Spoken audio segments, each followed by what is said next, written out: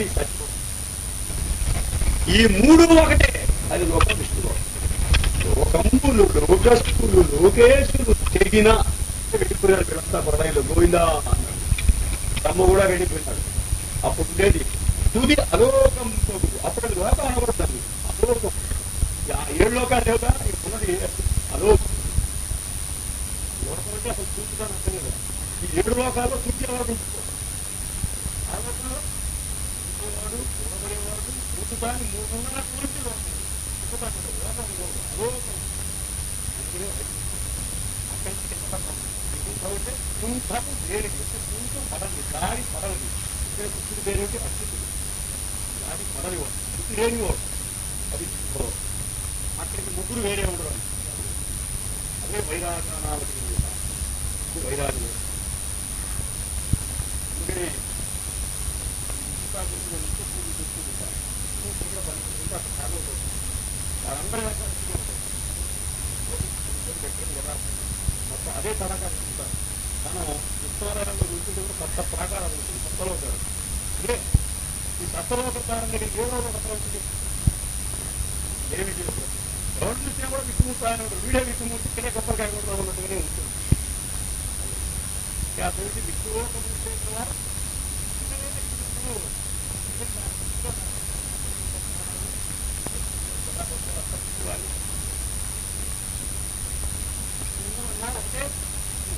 అంటే విష్ణులోక నివాసన వేరే ఒకటం వేరేంటే ఇదే అనుకుంటే ఈ 7 లోకాలు. ఇది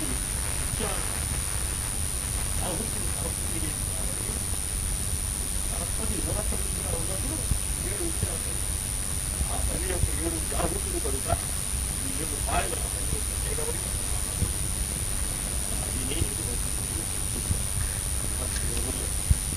ఇదే. తర్వాత సూర్యుడి యొక్క 7 వర్ణాలు.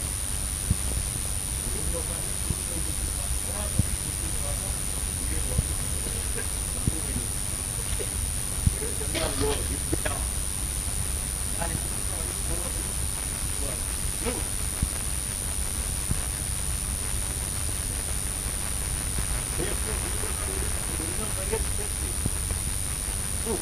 దాంతో మిగతా 7 రంగులు ఎక్కడికి పోయి ఎన్నో అవుతాయి. ముందు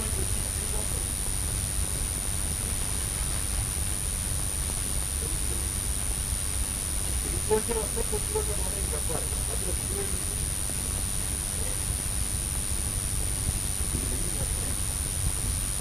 వాళ్ళు ఎందుకో సమయం వచ్చిందంటే చాలా ఆనందం ఇస్తుంది. ఎందుకంటే ఏంటి నీరం ఉందంటారు. అనేవాళ్ళు లేకపోతే నీరం కాదు. ఎవరు అంటున్నాడు? మన ముందే చూస్తే నీలం, మన చూసేవాళ్ళు లేకపోతే దానికి అదేమిటో అంతే కదా. దానికి దేనికంటే బయట దానికే తెలిపే ఆల్వేస్ అస్త్రాలు వెలుగు. నీకు తెలియక దానికి నీకు అర్థం కాదు కాబట్టి నీలం ఉంటాయి. కాబట్టి నీ కంటికి కనపడేది దానికి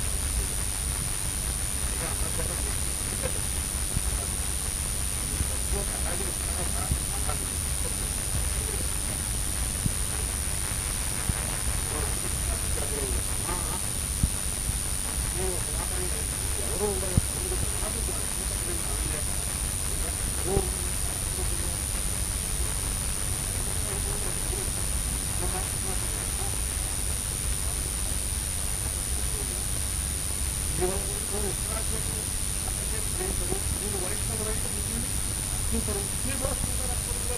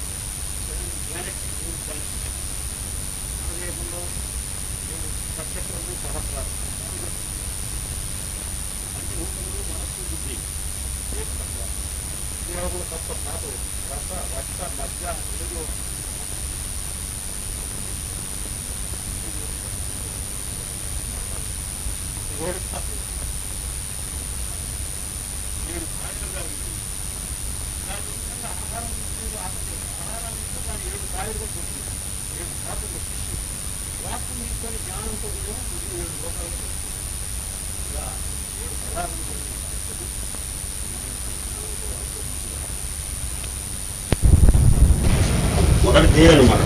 దేవైతే చెప్పుకున్నాం కదా, స్వయం ప్రకాశమానమైన తల్లి, వెలుగుల తల్లి అని అర్థం. ఇక్కడ వెలుగులేమిటి? జ్ఞానం. ఓ వెలుగుల తల్లి, యహ త్వా అర్థాన్ని సరస్వతి, దేవి సరస్వతి. ఓ సరస్వతి అర్థం చెప్తున్నాను. వాక్స్వరూపిణి, అది గుర్తుండదు. యహ ఎవడైతే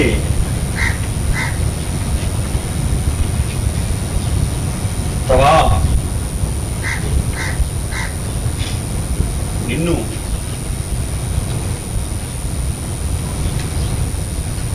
ఇక్కడి నుంచి రావాలి.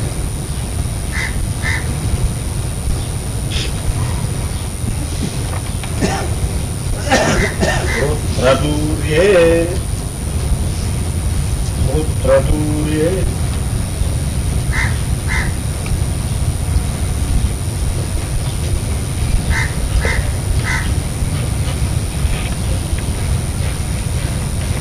అంటే మృత్యుని జయించిన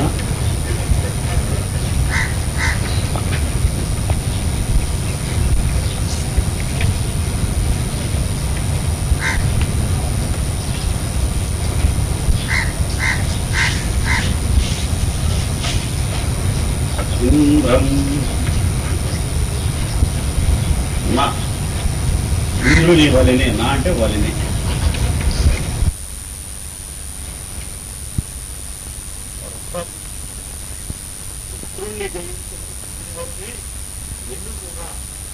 ఇంద్రుడిని అందరూ స్తోత్రం చేస్తారు. ఉత్తరాడి ఇంద్రుడు అంటే పెద్దరా, దాని పెద్ద మనగాడని ఇంద్రుడిని అందరూ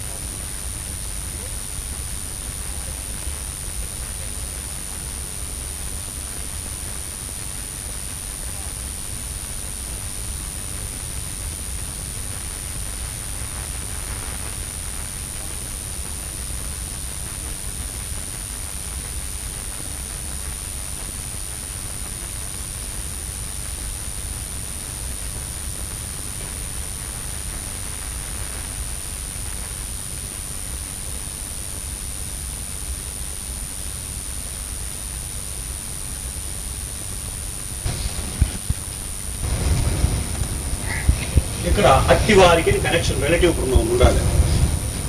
ఇక్కడ రిలేటివ్ ప్రొనౌన్ పెట్టాడు యహాని పెట్టినప్పుడు మళ్ళీ అట్టివాడు రావద్దు, మనం లోపించింది అనమాట. ఇంట్లో చెప్పుకోవాలి అట్టివాడు దానే ఇదే అదే ధనమునందు ఇదే శీతమునందు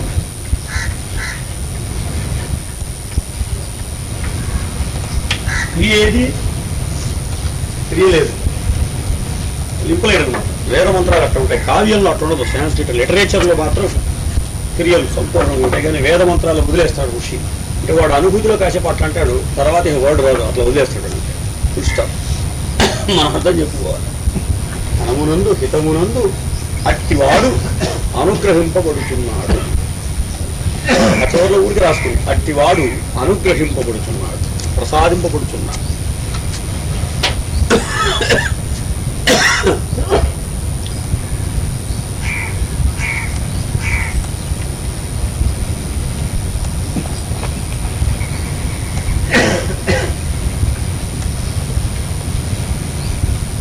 అంటే ఏమి చూద్దాం, ఇంద్రుడు అనేవాడు ఒకడున్నాడు. అంటే ఇంద్రియములకు అధిపతి అయిన మనస్సు. వృత్రము అంటే ఏమిటి? ఆవరించినది. వరుణం అన్న అదే, వర్ర అనే శబ్దం ఆవరించుతాడు. వృత్రం అంటే ఆవరించింది. ఏమిటి ఆవరించింది? ప్రతి జీవి కూడా ఎవడసలు ఆత్మస్వరూపుడు, అంటే భగవంతుడే, పరమాత్మ. ఆయన చుట్టూ ఏం ఆవరించింది? శరీరము, ఇంద్రియములు, ప్రాణము, మనస్సు, బుద్ధి మొన్న వాటితో కూడినటువంటి వలయమంతా ఆవరించి ఉన్నది. ఇదే మాయ యొక్క స్వరూపం. ఈ మాయా స్వరూపంలో వాడు లొంగిపోయి జీవుడు అవుతున్నాడు, లొంగకపోతే దేవుడు. ఈ ఆవరించిన మాయనే నిన్నేమో శంబరుడు అని చెప్పాను. నవద్వారములతో కూడిన దేహబద్ధనమైన మాయాస్వరూపాన్ని శంబరాసుడు అని చెప్పారు. ఇప్పుడేమో వృత్రాసుడు అని చెప్పారు.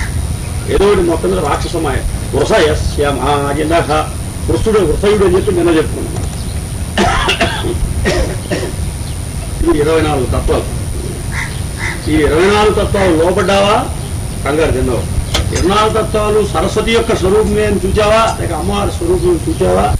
ఏం శరీరానికి లోపడవు, ఇంద్రియాలకు లోపడవు. అందరి శరీరాలు అమ్మవారి స్వరూపం. కంగారు పడవు, అతీతుడు అవుతావు. ఈ 24 తత్వాలు విడివిడిగా చూచి వాటి చేత దెబ్బతింటావు. మొత్తం ఒకటిగా చూసావా, అమ్మవారిగా ఒక సమగ్రమైన అమ్మ యొక్క దేహమూర్తిగా, తేజోమూర్తులుగా, అక్షర రూపాలుగా దర్శించావా, ఏం పర్లేదు, దాటేస్తావు. ఇది ఇక్కడ చెప్తున్నాడు. ఇంద్రుడు మొట్టమొదటి ఏం చేశాడు? విడివిడిగా చూశాడు, కంగారు విన్నాడు, దెబ్బతిన్నాడు, తన్నాడు. వృత్రాసుడు బాగా వెళ్ళి మెతకదన్నాడు, వెనక్కి తిరిగి వచ్చాడు సన్నాసి. ఏం చేశాడు? పోయి విష్ణువు శరణుడు వచ్చాడు.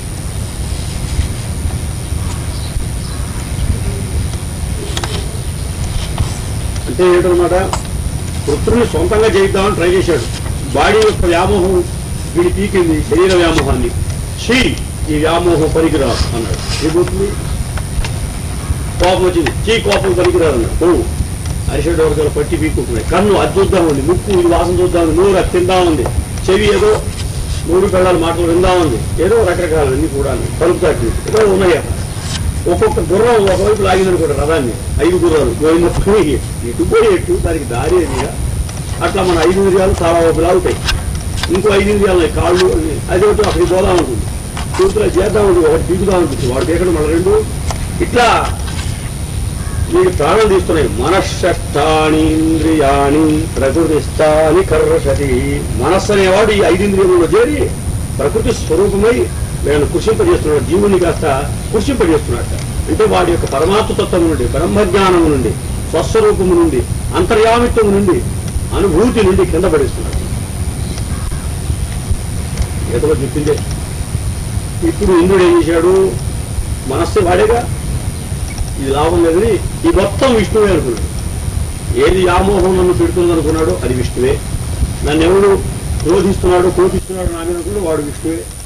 ఏదొస్తే అదంతా విష్ణువే కొన్నాడు. తన ఇంద్రియాలు, తన మనోబుద్ధిజాతులు, ఇతరుల ఇంద్రియాలు, వారి మనోబుద్ధిజాతులు, మొత్తం ఆవరణం అంతా విష్ణువే. వృత్రుని వృత్రులుగా చూస్తే వాడు బాగా మెతకదన్నాడు. వృత్రుని కూడా విష్ణువుగా చూస్తే జయించేశాడు. అది ఇక్కడ ఇంద్రుడు చేశాడు. అందుకని ఇప్పుడు వృత్తతూర్యే ఇంద్రన్న అంటే వృత్రాసురుణ్ణి జయించినటువంటి ఇంద్రుని వలే అన్నది. మామూలు ఇంద్రుడు అయితే చదువుకుంటాడు. వృత్రుణ్ణి జయించిన ఇంద్రుడు అంటే ఎవడు? విష్ణు పాదములను శరణు పొందినటువంటి జీవుడు అని మనస్సు అన్నమాట. అంటే ఈ అక్షరాలు 24కి కూడా ఒకే అమ్మవారుగా దర్శనం చేసిన బుద్ధిమంతుడైన వాడు అన్నమాట. ఎవడు వాడు? 24 అక్షరాలు ఏమిటండి చెప్పండి ఒకసారి. గాయత్రి యొక్క 24 అక్షరాలు, ఆ 24 తత్వాలకు ప్రతీక. ఆ 24 తత్వాలు ఏమిటండి? 5 భూతములు, 5 ఇంద్రియములు, 5 జ్ఞానేంద్రియములు, 5 కర్మేంద్రియములు, ఇంకా ఎవరికైనా తెలిస్తే పంచ తన్మాత్రలు. భూతముల యొక్క ఒక్కొక్క దానికి ఒక్కొక్క గుణం ఉంటుంది. ఆకాశములకు శబ్దము గుణం, వాయువుకు స్పర్శ గుణం, స్టాకు గాలి హాయిగా చల్లగా ఉంటుంది. అగ్నికి లేక తేజస్సుకు రూపం గుణం, అంటే లైట్ ఏం చేస్తుంది? వెలుగుంటేనే మనం చూసేది ఏదైనా రూపాన్ని కట్టుకుంటుంది రూపంతో. జలములకు రసం లేక రుచి గుణం, నీరు మన నాలుగుగా. భూమికి లేక భూపదార్థములు పృథ్వీ పదార్థములకు గంధం గుణం. గంధం అంటే వాసన అనిపిస్తారు. గంధం అంటే వాసన కాదు, గంధం అంటే అణువుల కదలిక. భూమికి సంబంధించిన పదార్థాలు మినరల్స్, ఆల్ మ్యాటర్ అంతా కూడా ఒకతోటి ఇంకోతోటికి కదులుతూ ఉంటుంది. శబ్ద స్పర్శ రూప రస గంధము, ఇది తన్మాత్రలు. అణువులు కదలకంటే సృష్టి కార్యక్రమం రావడం అంటే ఇప్పుడు రాయి అనుకో, రాయిలో అణువులు తిరుగుతుంటాయి.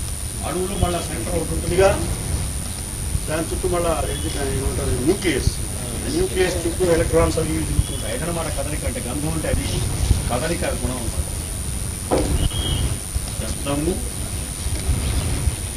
స్పర్శ, రూపము, రసము, గంధము,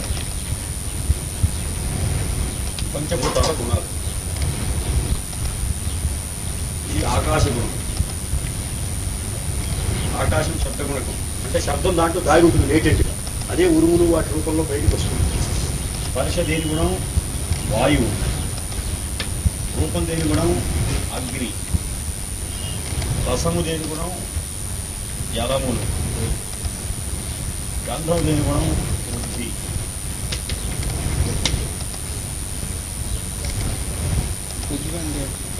అంటే ఘన పదార్థులు, సాలిడ్స్. విడివిడిగా రాస్తే బాగుండేది. విడిగానికి సెట్ సరే కానీ అర్థమవుతుంది కదా. కాబట్టి ఇప్పుడు 20 పంచభూతములు, 5 కర్మేంద్రియములు, 5 జ్ఞానేంద్రియములు, పంచ తన్మాత్రలు 20. ఇంకొక 4 కావాలి. అంతఃకరణ చతుష్టయం అక్కడికి నాకు మనస్సు, బుద్ధి, చిత్తము, అహంకారం. వాటిని అంతఃకరణ చతుష్టయం. బయట కరణాలు మునుసలు ఉన్నారు, వాళ్ళకి తీసేశాడు రామారావు గారు. లోపల కరణం గారు చేయడం అంతఃకరణం అంటే లోపలి కరణాలు. కరణం అంటే పనిచేసేవి. ఇంద్రియాలు బయట పనిచేస్తూ ఉంటాయి, లోపల పనిచేసే అంతఃకరణాలు ఉన్నాయి. అంతఃకరణాలు ఇన్ని ఏంటది? మనస్సు, బుద్ధి, చిత్తము. ఇవన్నీ ఒకటి కిందే కట్టుతారు చాలా మంది. 4 వేరే వేరే. అహంకారము. మనస్సు అంటే mind, the seat of thoughts. బుద్ధి అంటే discrimination and knowing principle. Understanding, knowledge, memory, discrimination, all these faculties combined together come under buddhi. కరెక్ట్గా ఒక పదం లేదు దీనికి. చిత్తము. చిత్తం అంటే వృత్తి, వృత్తించున్నది, వర్తించున్నది.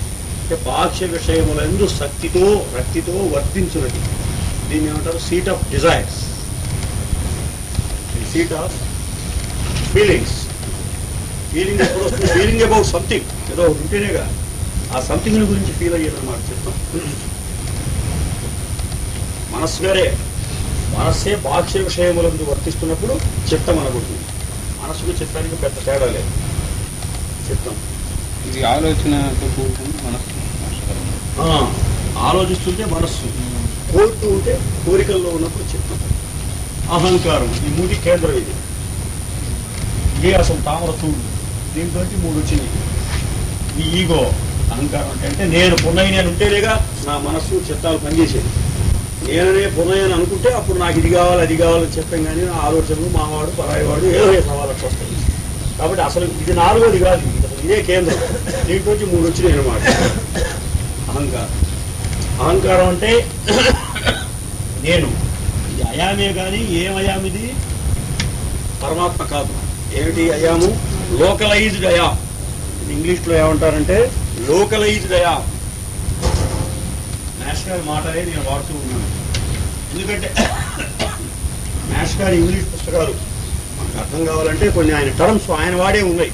ప్రతివాడు ఎవడు పడితే వాడు వీటికి ఇంగ్లీష్లో ఎట్లా పడితే అట్లా ట్రాన్స్లేషన్స్ ఇచ్చారు పదాలు, అవి కాదు. నేషనల్ గారు ఇచ్చినవి మనకు స్టాండర్డ్ చక్కగా ఉంటాయి, ఆ పదాలు మనకు అలవాటు పడాలి. అందుకని అదే నేను ఉపయోగిస్తున్నాను. ఈ కాల్డ్ లోకలైజ్డ్ అయాం అంటే ఈగో. లోకలైజ్డ్ అంటే అయాం అసలు సర్వాంతర్యామి, అంతర్యామైన భగవానుడు లోకలైజ్ ఒక శరీరంలో ఒక తోట ఒక స్థానమునందు పరిమితమైనప్పుడు అహంకారం అనబడుతున్నాడు. అంటే పరిమితమైన అంతర్యామి ప్రజ్ఞ. లోకలైజ్డ్ అయాం అంటే పరిమితమైన ఆత్మ,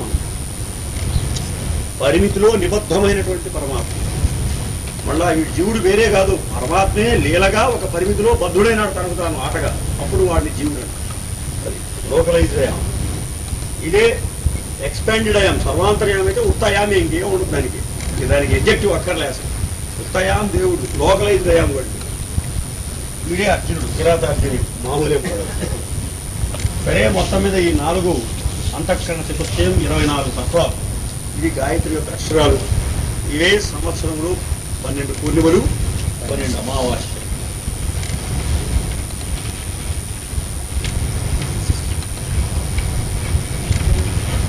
ఈ 24 కూడా సంవత్సరం అనేటువంటి గాయత్రి స్వరూపంలోని 24 అక్షరాలు. సంవత్సర చక్రం గాయత్రి స్వరూపం, ఆ గాయత్రిలో 24 అక్షరాలు.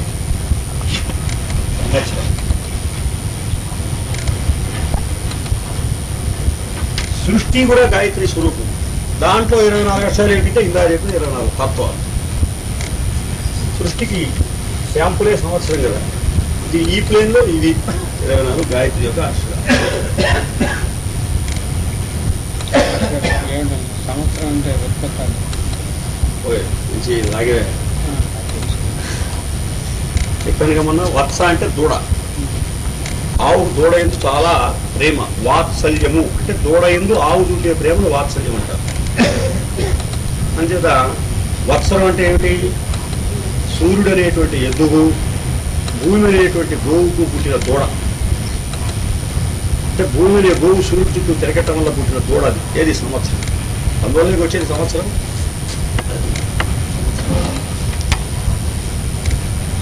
అది అసలు వత్సే అనొచ్చు. సంస్థలో ఒక్కొక్క అక్షరం పక్కన చేరుతుంటాడు, వత్సరము అని. అంటే చక్కని. ఇందులో 24లో విడదీస్తే 6 + 18.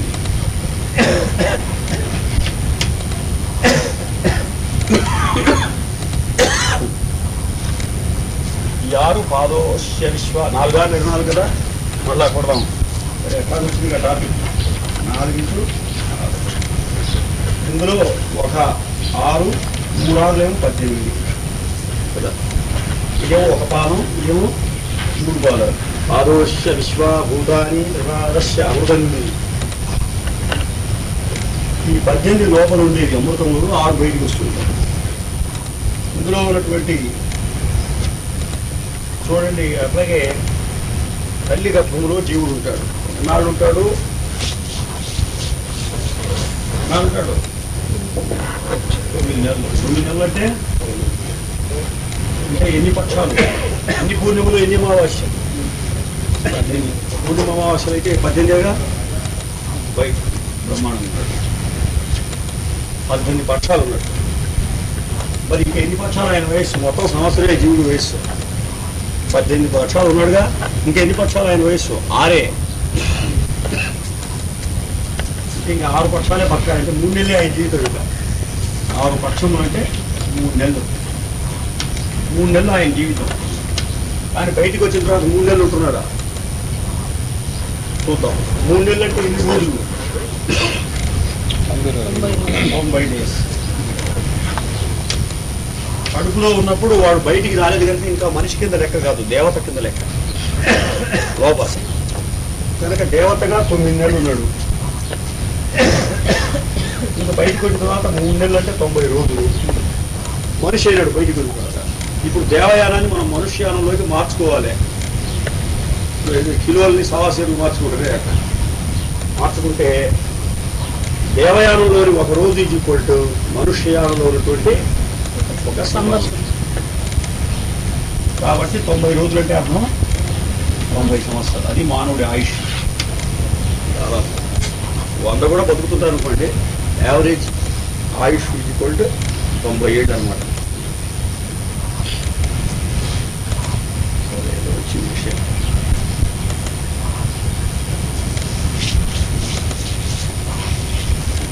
ఈ లోపల ఉంది ఏమిటి? ఎన్ని పక్షాలు? ఇదే మహాభారతం యొక్క పర్వాలు, భారత పర్వాలు.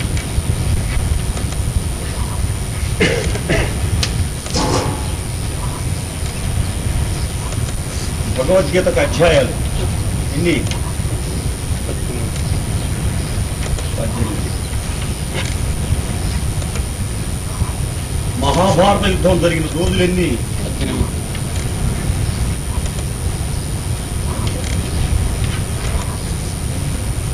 సైన్యం అక్షౌహిణులు ఎంత? 11 + 7.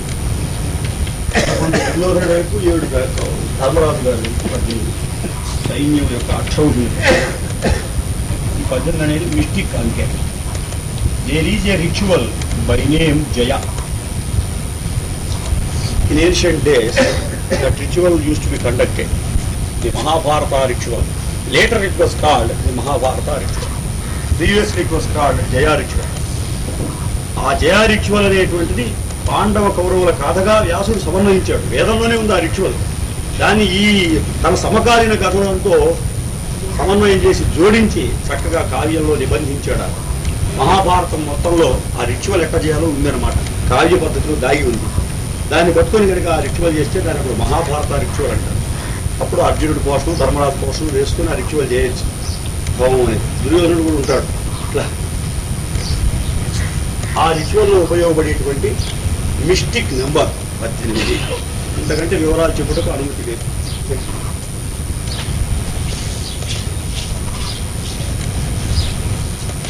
భారత పర్వాలు 18.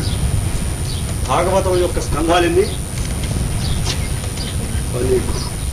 అదే ఓం నమో భగవతి వాసుదేవ ఎదురుకది ద్వాదశాక్షి. ద్వాదశాక్షి మహామహం అంటే 12 రాసుల గుర్తు భాగవతం యొక్క స్కంధాలు. 12 రాసులే వాసుదేవుని యొక్క జ్యోతిర్మూర్తి. విష్ణుమూర్తి యొక్క దేహంలో ఎన్ని భాగాలు? 12 రాసులు ఆయన దేహ భాగాలు.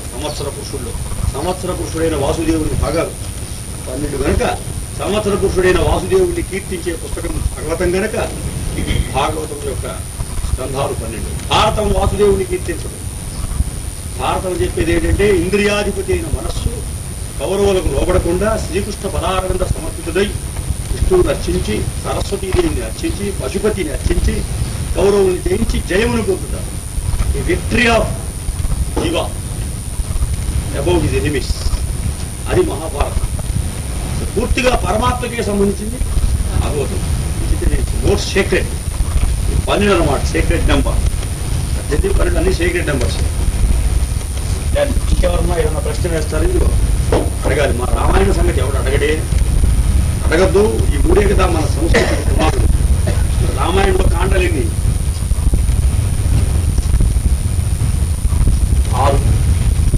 7 కాండలు కొందరు పెద్దలు కలియుగంలో కనిపెట్టారు.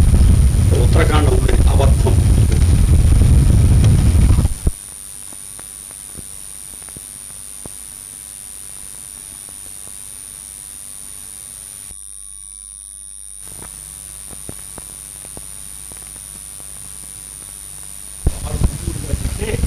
అది రాముడి యొక్క కాండలు.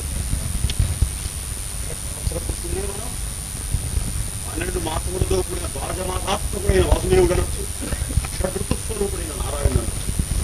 ఋతువులుగా తీసుకుంటే రామాయణం, రాముడు వస్తాడు. మాసాలుగా తీసుకుంటే కృష్ణుడు, సంవత్సరాత్మకుడైన పరమపురుషుని గురించే రామాయణం, భాగవతం చెప్తుంది. భారతం మాత్రం పరమపురుషుని పట్టుకొని జీవుడు ఎట్లా విజయం సాధిస్తారు.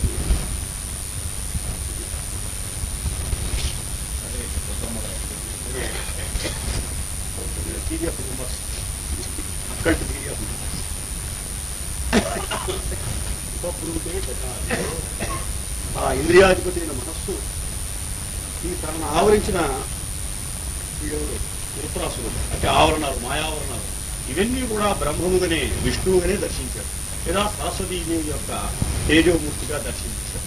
అప్పుడు ఆ మాయనవాడు అప్పుడు ఇంద్రుని స్థుతిస్తారట అంతా కూడా. అయితే ఎవరెవరైతే వృత్రుణ్ణి జయించదలిచారో మనవడు జీవులంతా ఏం చేయాలంటే ముందు మనం ఇంద్రుణ్ణి స్తోత్రం చేయాలి. ఇంద్రుడు అంటే ఏ ఇంద్రుడు? వృత్రుణ్ణి జయించిన ఇంద్రుణ్ణి. అయ్యా నువ్వు వృత్రాసుని జయించావు కదా, నీ బలం మా గురివయ్యా అంట. అందుకనే రాముణ్ణి వర్ణించేట్టు వాల్మీకి మాటి మాటికి వృత్రుణ్ణి జయించిన ఇంద్రుని రావణ్ణి జయించడం అంటారు. నాకు అనుమానం వచ్చేది చిన్నప్పుడు, ఇంద్రుడు అసలు ఉత్త డబ్బాసన్నా మాటి మాటికి విష్ణువుని పట్టుకునేవాడు, వీడితో రాముని పోల్చడం ఏమిటి అని నాకు బాధ వేసేది. ఇక్కడ ఏమిటంటే అక్కడ మన వేదాంతం తీసుకోవాలి. ఉత్తరం అంటే మాయావరణములను జయించినటువంటి ఇంద్రుడు అనే ఉద్దేశంలో తీసుకోవాలి. అలాంటి ఇంద్రుని ఎట్లాగే స్తోత్రం చేస్తారో అట్లాగే నిన్ను కూడా తల్లి స్తోత్రం దగ్గరగా చేయాలి. నిన్ను సమీపించి చేయాలి దగ్గరగా. అంటే అర్థం ఏంటి? సరస్వతి అంటే వాక్కు కదా, వాక్కుకు దగ్గరగా పోయి స్తోత్రం చేయాలి. వాక్కుకు దగ్గర ఎట్లా పోతారు అంటే వాగుత్పత్తి స్థానము దగ్గరికి పోయి అని అర్థం.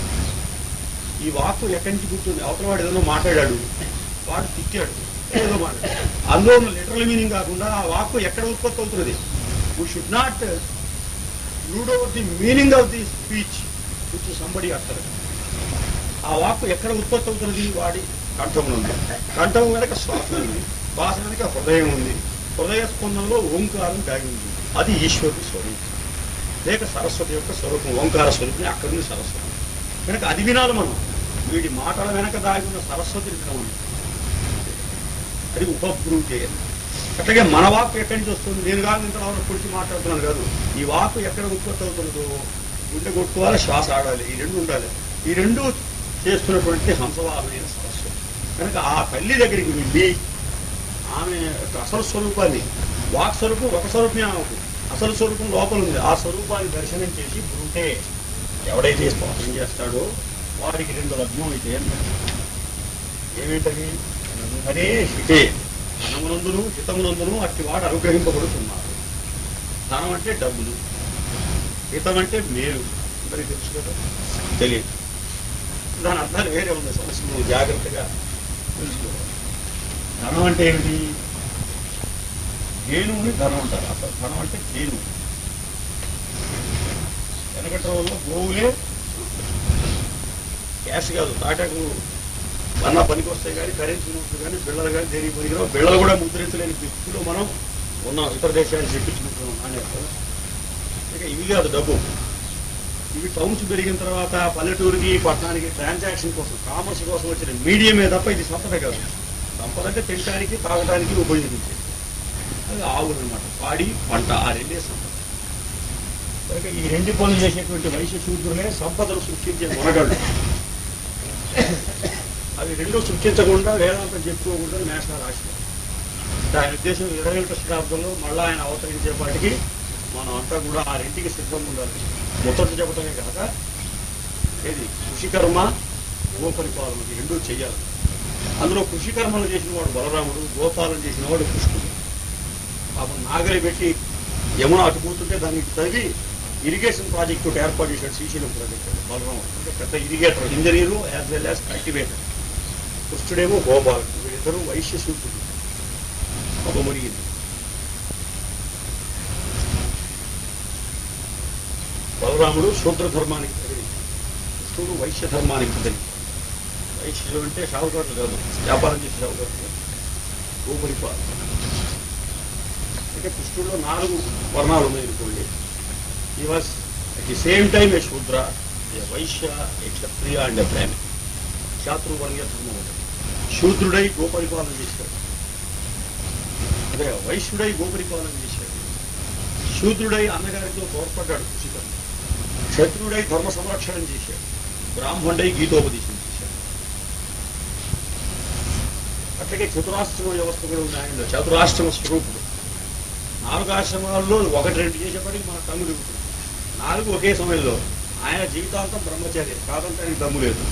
బ్రహ్మచారి కాదు, పెళ్ళాలు ఉన్నారు కాబట్టి గృహస్థుడు. భార్యతో ఉంటూ కూడా భగవంతుడై నిలబడ్డాడు యోగస్థితిలో కాబట్టి వానప్రస్థుడు. అసలు దేని యందు ఆయనకి సంఘం లేదు కాబట్టి సన్యాసి. ఇలాగా వర్ణాశ్రమ ధర్మ స్వరూపుడు. సరే చూద్దాం. ధనం అంటే దేవుడు, దేవుడు అంటే ఆవులు, దేవుడు అంటే ఆవులే కాదు, ఇంకో దేవుడు అంటే ఏంటి? సరస్వతీదేవి ప్రసాదించినటువంటి కిరణాలు, అనుగ్రహ స్వరూపాలు.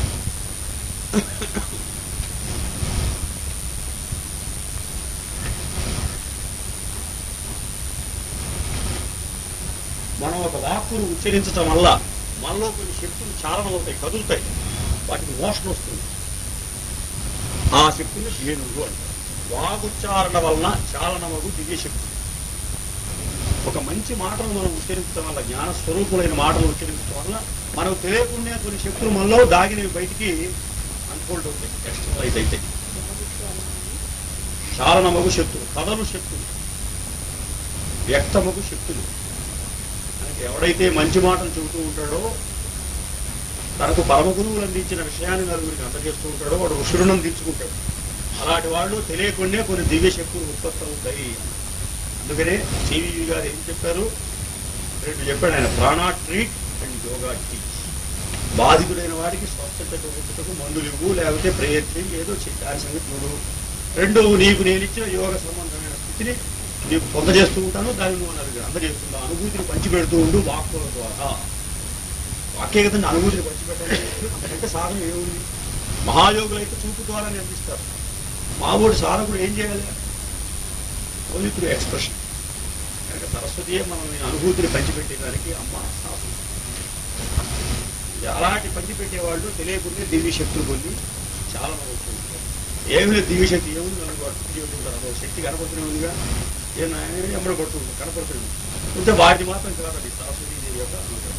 ఎప్పుడైతే వాడు నాదనుకొని మురిసిపోతున్నాడో ఆ చెప్పే జ్ఞానం సరిగ్గా రాదు.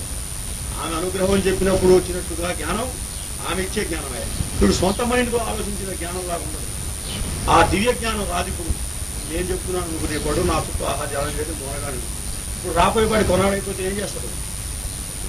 అమ్మ యొక్క జ్ఞానం వీడు చెప్తూ ఉంటే నలుగురు చేస్తారు, కానీ వీడు సొంత విషయాలు చెబుతూ ఉంటే ఏమవుతుంది? కొత్త తెలివితేటలతో ఉన్నప్పుడు జ్ఞానం సమగ్రంగా రాకుండా కొంచెం మధ్యలో గాజు కళ్ళతో పెట్టుకుని రంగుతో వస్తుంది. అప్పుడేమవుతుంది? జనాలు రావటం మానేస్తారు. వచ్చినప్పుడు నన్ను చూసి వచ్చారనుకున్నవాడు రావడం మానేసినప్పుడు అయ్యో పోయినారని ఏడుస్తాడు, లేకపోతే కోపిస్తాడు, గందరగోళ పడతాడు. ఇలా రాగద్వేషాలు పొందుతారు. అలా కాకుండా వచ్చినప్పుడు కూడా అందరు రారుగా, ప్రపంచం అంతా మన దగ్గరికి వస్తున్నాయి. వాళ్ళు వస్తారు, రానివాడు రారు. ఇదంతా కూడా అమ్మ యొక్క అనుగ్రహమే. ఆమె మన చేత పనిచేయించుకోవడం కోసం ఈ రూపంలో వచ్చిందని ఎవడైతే భావిస్తున్నాడో వాడికి శక్తులు మాటిమాటికి ఉత్పత్తి అవుతూనే ఉంటాయి. వాడి కొరకు కాదు, వాడి ద్వారా లోకం కొరకు. అవి ధేనులు. ఆ గోవులన్నీ మనమే అనుకోకూడదు. గోవులు పాలు తీసుకుని నలుగురికి ఇస్తుండాలి. అట్లాగే ఈ శక్తులన్నీ నలుగురికి మంచి పెట్టున్నారు. ఇంకా కొన్ని ఉన్నాయి ధేనులు. నలుగురు చుట్టూ చేర్చలే కాదు, త్రూ మొదటి అది నలుగురు చేర్చడం అనేది. రెండోది ఏంటంటే through the medium of sound we can instill the experience of Brahman in others. మాట ఉచ్చరించి చిన్న మాటదారు ఎదుటివారి హృదయంలో దివ్యానుభూతిని అందివచ్చు. బ్రహ్మానుభూతి అంతర్యామిత్వాన్ని స్థాపన చేయొచ్చు. వాడు ఒళ్ళు మర్చిపోయి చేయొచ్చు. పార్వతి. మూడవది ఏమిటంటే through the medium of sound cure చేయొచ్చు. వాడి డిసీజ్ క్యూర్ కావచ్చు. కొన్ని సౌండ్స్ కలిపి ఉచ్చరించేదారు. టీవీ అదే మిస్టిక్ సౌండ్స్ ఉచ్చరించడం వల్ల, కొన్ని శబ్దాలు కలపటం వల్లనే ఆకాశంలో దాగి ఉన్నటువంటి అంత చైతన్య శక్తి, అదే మెరీ లైఫ్ ఉన్న సివి గారు ప్lenty ఆఫ్ ప్రాణ దిగొస్తుంది. అది మన ప్రేయర్. ఇలాంటి చేయొచ్చు. అంటే ప్రాణ ట్రీటు, యోగా టీచ్ రెండూ చేయొచ్చు. ఇది మీడియం ఆఫ్ స్పీచ్. వాక్కు ద్వారానే రెండూ సాధించవచ్చు. ఎందుకంటే సరస్వతి చాలా ప్రధాన దేవత. అంటే ఇది ఇంకా హితం. మీరు ఎప్పుడైనా గుర్తుపెట్టుకోండి, సంస్కృతంలో ఏ కావ్యం అంటే, కావ్యాలంటే రామాయణ, భారత, భాగవతాలు, కాళిదాస భవభూతుల కావ్యాలు. అంటే రఘువంశ కుమార సంభవం మేఘ సందేశాలు, భవభూతి, ఉత్తర రామచరిత. వీటిల్లో వరకు వేదార్థం పాటింపబడింది. వేదాల్లో మాటలకు ఏ అర్థాలు ఉన్నాయో అదే అర్థాలతో ఈ కవులు మాత్రం వాడారు. ఏ కవులు వాళ్ళు? వాల్మీకి, వ్యాసుడు, కాళిదాసు, కవుకూటి. మిగతా కవులు కొన్ని చోట్ల వాడారు, కొన్ని చోట్ల తెలియక సొంత అర్థాలు వాడారు. ఈ నలుగురు మాత్రమే వేద కవులు. మిగిలిన వాడు సగం కవులు, అరకవులు, పాతిక కవులు, ముప్పాతి కవులు, 14 కవులు, ఇట్లాంటి రకరకాల రాణా కవులు. ఇలాంటి రూపాయి నిండు కవులు ఎవరంటే వీళ్ళు మాస్టర్ గారు చిన్నప్పుడు బాగా చూస్తూ ఉంటారు. రూపాయి కవులని 15 కవులు 10 సమావేశ అప్పుడు అనాలు ఉండేవి ఆ రోజు. కనుక ఈ నలుగురు కావ్యాల్లో వాడిన పదాలకు మనం ఇప్పుడు వేదంలో చెప్తున్న అర్థాలు అన్వయించుకుంటేనే ఆ భాష అర్థం అవుతుంది. కాళిదాసు ధనం అన్నాడంటే డబ్బులని అర్థం కాదు, ఆవులని అర్థం. ఇదిగో ఇప్పుడు చెప్పిన శక్తులని అర్థం. అట్లాగే హితం అంటే ఏమిటి? మేలు అని అందరూ చెప్పుకుంటూ ఉంటారు. అది కాదు వేదాంతం. ఏంటంటే హిత్ అంటే మిగిలినది, ఈ అంటే మిగిలినది. హితం అంటే ఏమిటనమాట? మిగిలినది. ఏమిటి మిగలటం? అన్నీ చాలా ఉన్నాయండి. మనకు తిండి ఉంది, ఆస్తి ఉన్నదండి, గుడ్డలు ఉన్నాయి, బిల్డింగ్ ఉంది, ఉద్యోగం ఉందండి, మన అమ్మాయి చక్కని సంబంధం అన్నీ ఉన్నాయండి. అల్లుడు నొట్టొస్తాను అన్నట్టు అన్నీ ఉన్నాయి, ఏది లేదు ఆనందం హాయి లేదండి అనుకుంటాడు. అంతే కదా, కొంతమంది ఫీల్ అయిపోతూ ఉంటారు, బాధపడిపోతూ. అది ఉంటే మిగతా ఉంటే సరిపోతుంది, లేకపోతే ఏ లాభం లేదు. కావాల్సింది ఇది. కోట్ల రూపాయలు పెట్టినా దొరకదు కదా. మరి పెద్దల యొక్క సాన్నిధ్యంలో ఉన్న అనుభూతి ఎక్కడ దొరుకుతుంది? ఎట్లా తీసుకునేటి వాడు రుణం తీరేది కాదు, ఋషి రుణం తీరేది కాదు. ఇప్పుడు మిగిలింది అదనమాట. ఎన్ని ఉన్నా అది లేకపోతే లాభం లేదో ఆ మిగిలింది అది. కాబట్టి హితం అంటే ఏదంటే ఆనందము లేక మోక్షం అని చెప్పబడుతుంది. ఔబంధ విమోచన సూత్రం. ఆనందం అన్నమాట, దివ్యానందము లేక మోక్షము లేక దీన్నే నిశ్రేయస్సు అంటారు. నిశ్రేయసము అంటారు. ఈ మాట కూడా అందరికీ కూర్చుండాలి. నిశ్రేయసము. శ్రేయస్ అంటే కూడా మేలే కదా. మనకు మేలంటే ఏమిటి? అన్నం ఒక మేలు, అది లేకపోతే ఎక్కడ వస్తాం, కూడా ఒక మేలు. ఇవన్నీ మామూలు శ్రేయస్సు. కానీ ఇవన్నీ ఉండి కూడా అది లేకపోతే లాభం లేదు. ఏది గనక ఏ మేలు మనకు సమకూడితే ఇంతకంటే గొప్ప మేలు లేదు అని చెప్పబడుతుందో అది నిశ్రేయస్సు. నిశ్రేయస్సు అంటే ఇంతకంటే ఇక శ్రేయస్సు లేదండి, ఇదే సూపర్ మోస్ట్ శ్రేయస్సు అని. ఏమిటది? మోక్షం. అందుకని నిశ్రేయస్సు అన్నా మోక్షమే, హితం అన్నా కూడా మోక్షమే. అసలు శ్రేయస్సు అన్నా కూడా అదే. శ్రియం దదాహి, అమ్మా శ్రేయస్సు నీవు, శుభము నువ్వు తల్లి, శ్రేయస్సు నువ్వు తల్లి అంటాడు. శ్రీమాత ఆమె కదా.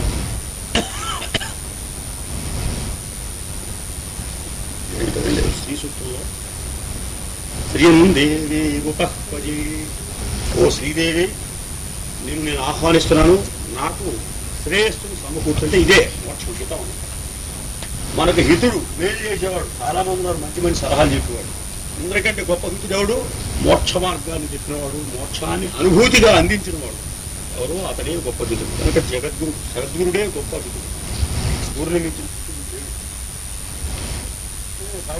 రామాయణంలో వాల్మీకి మహర్షి ఒక మాట చెప్పారు, నా రామాయణం 2 సమకూరుతుందన్నాడు. అయితే అన్నం అక్కర్లేదా అని మీరు అడగచ్చు. అన్న వస్త్రాలు లేకపోతే ఈ ఉత్త మోక్షం ఉంటే చాలండి, అది కూడా వస్తుంది. రామాయణం ఏం చెప్పాడు ఆయన? అభ్యుదయ నిశ్రేయస కరాభుభవు. బ్రహ్మదేవుడు అన్నమాట వాల్మీకి. నీ రామాయణ కావ్యం ఇది అందిస్తుందా లోకానికి? నీ రామాయణం ఎవడైతే చదువుకుంటాడో వాడికి ఈ 2 తప్పకుండా అందుతాయి. జాతి ఏ జాతి అయినా బాగుపడాలంటే ఈ 2 రావాలంటే నీ కావ్యం రోజు కాసేపు చదివితే చాలు, ఆటోమేటిక్గా జాతి బాగుపడుతుంది. ఏం చేయకుండా భారతదేశంలో ఉన్న సమస్యలకు పరిష్కారం ఒకటి రామాయణం, భాగవతం కాసేపు చదువుకోవాలి. నవ్వుగా ఉంటుంది కానీ నన్ను ఎవరైనా అదే చెప్తారు. అంటే సద్గుణాలన్నీ అవే వస్తాయి. మొత్తం పరిస్థితులు అవే టకటకటగా మారిపోతాయి. మ్యాగ్నెటిజం అంటే ఈ 2 మ్యాగ్నెటిజం అంటే రాముడు కృష్ణుడు వీళ్ళిద్దరిని స్మరించండి, మొత్తం పరిస్థితులు అదే మారిపోతాయి. ఎందుకంటే రామాయణంలో ఏం చెప్పాడు? అభ్యుదయ నిశ్రేయస కరావుభౌ. ఇది బ్రహ్మదేవుని ప్రతిజ్ఞ. ఉభవ అంటే 2, కరవటి ఇచ్చును. ఏ 2 ఇస్తుంది నీ రామాయణం? అభ్యుదయమును నిశ్రేయస్సు. అభ్యుదయం అంటే ఇప్పుడు చెప్పినటువంటి మన అన్న వస్త్రాలు అవన్నీ అవి కూడా ఇస్తుంది. బుద్ధిమంతుడై ఉంటే అవి రావు. రామాయణం నేర్చుకుని బుద్ధిమంతుడు అవుతాడు కదా. ఇక్కడికి అభ్యుదయం ఇస్తుంది అంటే అర్థకామములు అన్నారు. అభ్యుదయం అంటే ఏంటి? అర్థకామం అంటే మనకు కావలసినటువంటి సంపదలు, కావలసినటువంటి భోగాలు అవన్నీ కూడా వస్తాయి ఆటోమేటిక్గా. మించి రావచ్చు రాకపోవచ్చు, కావాల్సినంత వరకు వస్తాయి. నిశ్రేయసం అంటే ఏమిటి? మోక్షం. ఇచ్చేదెవరు ఈ మూడికి? రామాయణం. అది దేనికి సంబంధించిన కావ్యం? ధర్మానికి సంబంధించిన, ధర్మ మార్గాన్ని నేర్పే కావ్యం. కనుక రామాయణం చదువుకుంటే అంటే ధర్మం వస్తుంది. ధర్మాన్ని వస్తే ఆచరిస్తాం. ధర్మాచరణ చేస్తే ఏమొస్తాయి? అర్థకామములు, మోక్షం. చతుర్విధ పురుషార్థం సరిపోయినట్టు ధర్మార్థ కామం.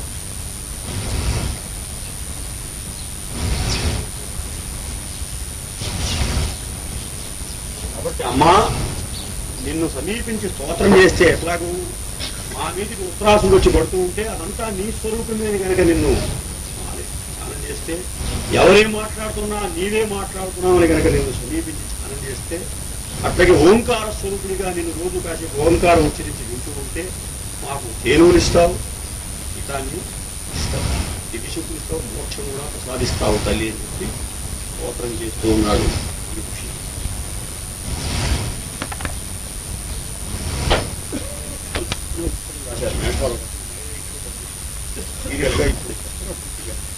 దాంట్లో మన విశ్వవిద్యాలయం మా ఆప్తు సోమలా గారు అన్ని ఉన్నారు. ఏర్చోలు చాలా గొప్ప.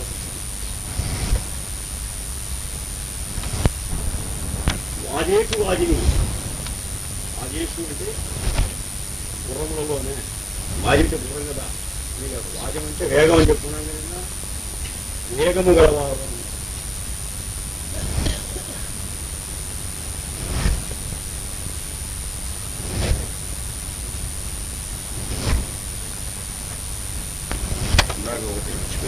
ఏనుగు అంటే మనం ఉచ్చరించడానికి చెప్పుడు మాట్లాడినటువంటి మాటల యొక్క టీకా తాత్పర్యములు, మనం ప్రశ్నలు వేస్తాము, సమాధానాలు చెప్పేవాళ్ళు సమాధానాలు చెప్తారు.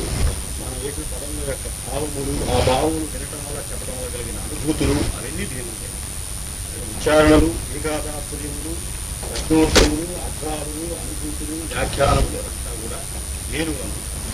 ఎవడైతే సరస్వతిని ఆరాధిస్తున్నాడో వాడికి ఇవన్నీ కూడా వాడంతరే అర్థమైనమాట. ఆ ఏనుగునది అమ్మవారి ఇష్టవాడ.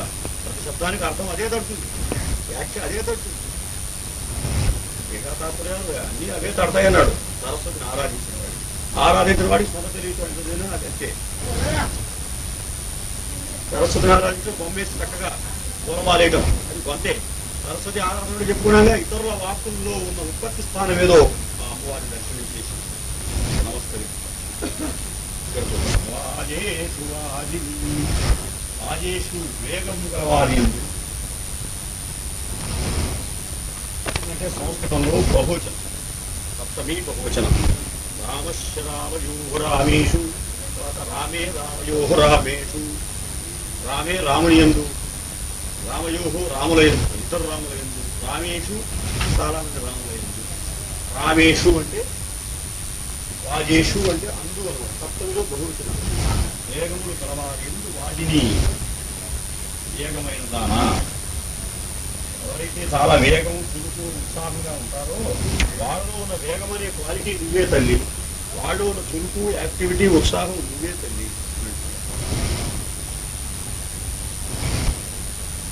నువ్వేం చేస్తావు? ఇక్కడ వేగవంతులు ఎవరు? దేవతలు. వాటి దేవతల యొక్క, ఎందుకని వాళ్ళు టకటక పనిచేస్తారు. నీరు ప్రవహించుతా, వాయువు గాలి వీచుతా, శక్తి మనకు కావలసినటువంటి ఉత్సాహం నింపుతా ఆయా దేవతలు ఇమీడియట్ గా పనిచేస్తూ ఉంటారు. మళ్ళాగా ఆలోచించడం, కమిటీ లేక ఉండడం. వేగవంతులు అంటే ఆ వేగవంతుల్లో ఉన్న శక్తి ఎవరు? ఇవ్వేనన్నాడు. దీనికి కథ చెప్పాడు.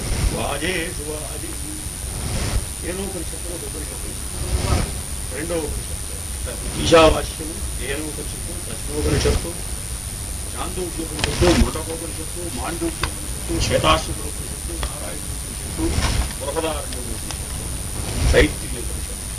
12 ఉపనిషత్తులు ప్రధానమైనవి ఉన్నాయి. ఇందులో ప్రేమోపనిషత్తు. ఏనా అంటే ఏమిటి? ఎవరి చేత? ఏనంటే అర్థమేంటాడు ఎవరి చేత దేవతలందరూ రాక్షసుని జయించారు ఒకసారి మంచి ఉత్సాహంగా ఉన్నారు. జయించి ఇంద్రుడు రక రే నేను ఈ సైన్యానికి నాయకత్వం వహించడం వల్లనే రాక్షసుని జయించావురా, లేకపోతే ఏముంది ఇందులో అగ్నిదేవుడు ఏడ్షో నేను కాదు మంట మండించి కాల్చిపారేశాను రాక్షసుని, లేకపోతే నువ్వేం చేస్తావా అన్నట్టు ఇంతలో వాయుదేవుడు అన్నాను. ఆ దెబ్బతో వాళ్ళ కింద పడ్డాను. ఏ లేకపోతే ఏముంది అసలు వాళ్ళ కాస బంధించాను, వాళ్ళ గాలాడకి తెచ్చారు. ఏ లేకపోతే ఏముందిరా అసలు ప్రాణాన్ని ఇచ్చేవాడు నేనైతే అన్నాడు వాయువు గారు. ఇలా ఎవడు చూసినట్టు వాడు బాబు అసలు యముడు వచ్చాడు. అసలు మృత్యువు గతిపతి నేను కదరా, నేను కావాలని అనుకుంటే తప్ప కదా వాడు తెచ్చేది. నే లేకపోతే వీడియో ఉంది అగ్ని వేస్తే మాత్రం వాడు వస్తాడా యముడు గారు సంకల్పం ఉండేది అని నేను మృత్యుదేవతలైతే వాడు ఇలా దేవతలు ఎవరి ఇష్టం వాడు మాట్లాడుతూ ఉన్నాడు. ఎవరి చేత చంపబడింది, ఎవరి చేత రాక్షసులు చంపబడింది, ఎవరి చేత చంపబడి అనుమానం అది కేన కేన కేన ఎవరి చేత అనేది సందేహం.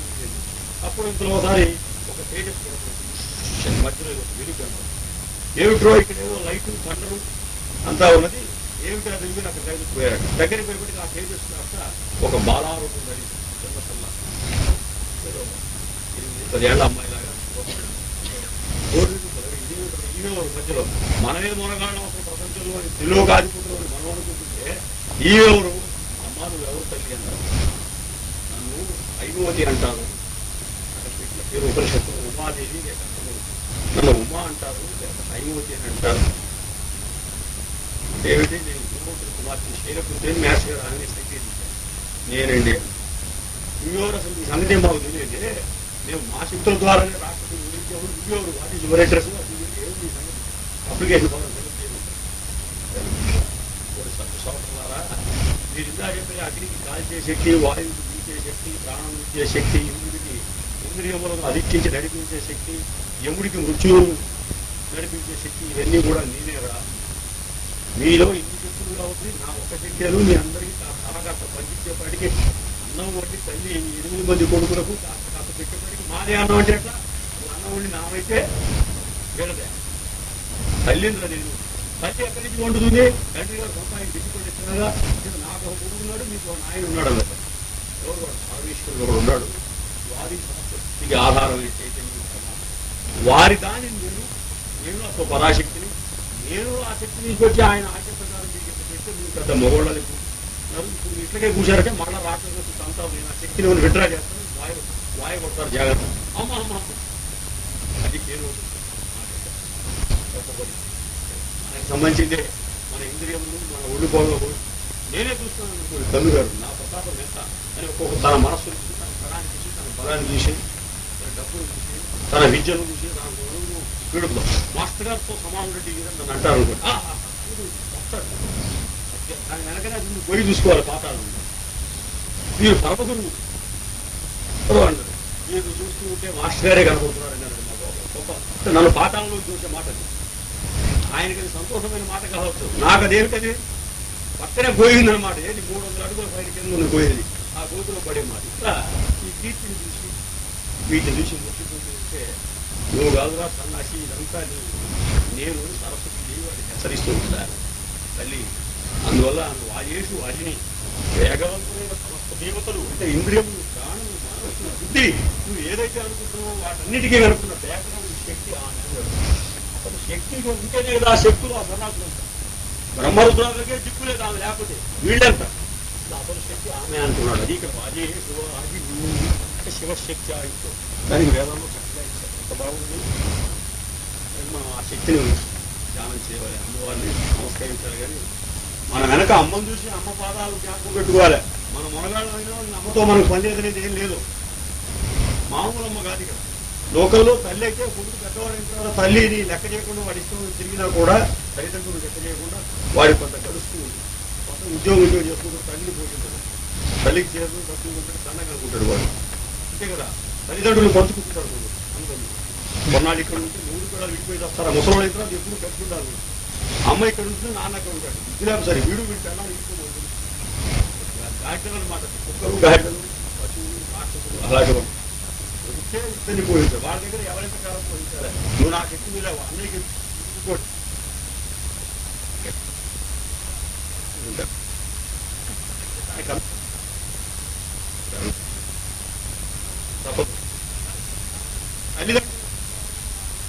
మనం అదే చేసి నా బలం నాదేమంటే 3 రోజులు నీకుండేది మొత్తం పోతాయి నాకు టైం వస్తుంది అన్నిటికీ ఏవి కారణముగా నువ్వు మొరగండి కూడా మోసం అవుతాయి రాజేశ్వరాజిని అమ్మాను ఎంత గొప్పదానంటే నీవు తల్లి దేవి అంటే కాంతి కలదానా సరస్వతివ మా సరస్వతీదేవికి నువ్వు ఎంతదానంటే రథాభూసేవనస్తని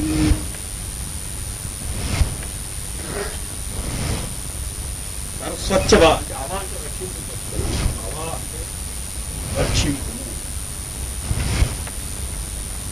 సరస్వతి ప్లస్ అవా సరస్వచ్చవ ఇక్కడ అవా అంటే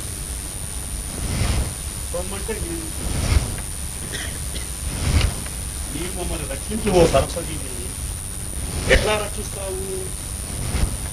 ఎందుకు రక్షించలేవు? నీవు మహావేగముగా కానీ పురుగు ఉత్సాహంగా కానీ ప్రపంచానికి ఆధార శక్తి నీయే. కాబట్టి నువ్వెందుకు రక్షించలేవు? నీ వల్లే మాకు వార్తలు అన్నీ వస్తాయి. ఎలా రక్షిస్తావో ఉదాహరణ చెప్తాను.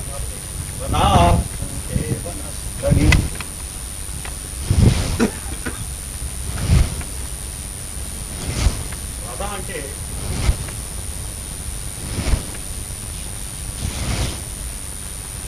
నభ నభ రెండో లక్ష్యం వరుణ ఎవరు అంటే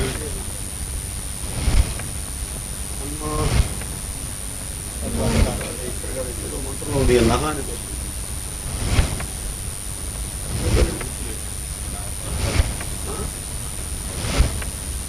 అంటే మాకు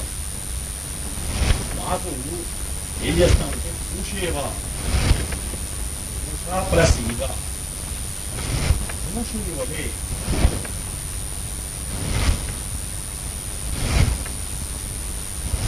ఇవ అంటే వలే గుర్తుపెట్టుకుంటాం. పూషుని వలే రథాసని రథ అంటే దంతముల వరుసలో వరుస నడుమ దంతముల వరుస నడుమ వరుస నడుమ రథం అంటే ఏంటి? దంతం కదా పళ్ళు కదా. దాడిని బీజ రథనక్షత దానిమ్మ పండు గింజల్లాగా ఉంటాయట అమ్మ యొక్క పండులు అని చెప్పి వర్ణించారు. అలాగే ఇక్కడ రథం అంటే దంతం, రథ అంటే దంతముల వరుస నడుమ వరుస నడుమ పని అంటే ఆహారం.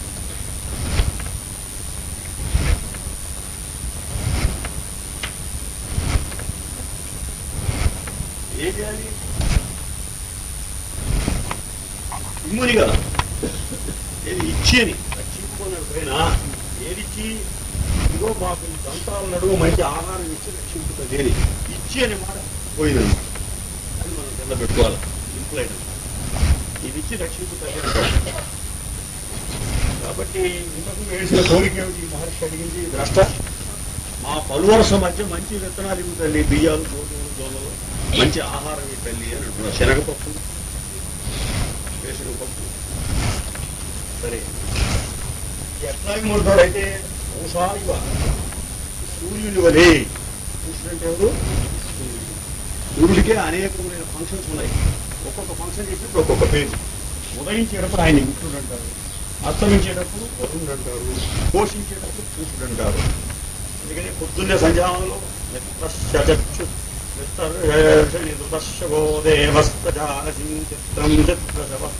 మిత్రో జనానుయాతయతి మిత్రుడి గురించి వర్ణనం. సాయంత్రం సంధ్యావంలో సూర్యోపస్థానం అంటే నమస్కారం ఇవమ్మే వరుణస్వదేవగా వరుణోపస్థానం అంటారు. పొద్దున్నే మిత్రోపస్థానం. వీడేవాడు పూషుడు. పూష అంటేనే పోషణ, పుష్టినిచ్చేటువంటి సూర్యుడు. పుష్టి ఎప్పుడు ఇస్తాడు? వర్షాలు కురిసినాయి, మేఘాలు వర్షించినాయి, భూమి మీదకి వర్షించిన అయిపోయిన తర్వాత ఏ కాలం వస్తుంది? శరదృతువు. ఇప్పుడు మనం 6 ఋతువులోనే శరదృతువులో ఏం చేస్తాయి? వర్షకాలంలో మొలకెత్తి కొంచెం పెరిగినటువంటి మొక్కలు శరదృతువులో కంక దొరుకుతుంది, ఇప్పటికి కింద పడుతుంది. కింద పడిన తర్వాత శిశిర ఋతువులో, అది హేమంత ఋతువులో, తర్వాత చలికాలంలో పంట వస్తుంది. జనవరి ఆ సంక్రాంతికి పంట తర్వాత శిశిర ఋతువు ఆకుకూరలు పెడతారు. ఎండాకాలం ఏముండదు. ఇప్పుడు శరద్ ఋతువులో కంకె దొరుకుతుంది. ఇప్పుడు సూర్యుడు ఏం చేస్తాడంటే తన వెలుగు చేత కిరణముల చేత ఈ కంకెలను బాగా పెంచుతాడు, పోషిస్తాడు. వాడిని పూషుడు అంటే సూర్యుడు అంటే సూర్యుడు ఏ పదాన్ని ఉపయోగించకూడదో ఆ స్థానాన్ని బట్టి ఫంక్షన్ బట్టి శరదృతువులో సూర్యుడు అన్నమాట. ప్రస్తుతం మనకు వాడే ఉన్నది.